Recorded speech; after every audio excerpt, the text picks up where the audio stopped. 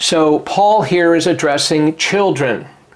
And the word children here translates the Greek word technon. Technon. Now we get the word technology. And it's speaking to young children, but clearly these are children who have developed sufficiently where they can understand that they are being addressed, that they are being given a directive. And when you see words like ology, it means the study of or a word about something, and technology has to do with the study or a word about things that are new. It speaks about like new advances. We think of the word technology. But here he's addressing children. And notice he says, obey your parents in the Lord. And he says, for this is right. That is, in other words, it's right according to the standard of God's word. But the word obey here translates the Greek verb hupakuo. And this also is a present active imperative. In other words, keep on obeying your parents. And the active voice means the subject produces the action of the verb, and the imperative mood is the mood of command. And it means to follow instructions, to obey, to follow, to be subject to.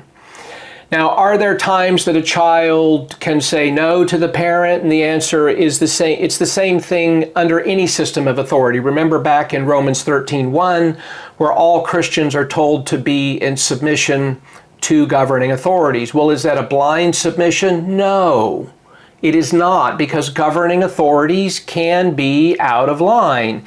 And we see examples in Exodus chapters 1 and 2, where the midwives were told by Pharaoh to cast the new male children into the Nile. And the midwives said no, they disobeyed the directive of Pharaoh. And so Moses was preserved alive.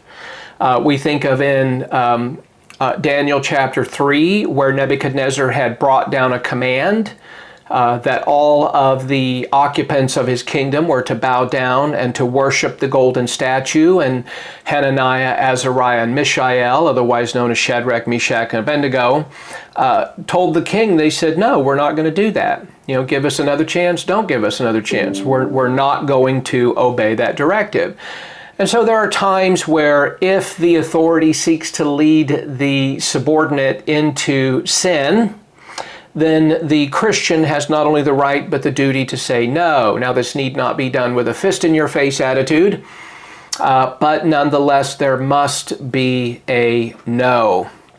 But here they are told to obey your parents.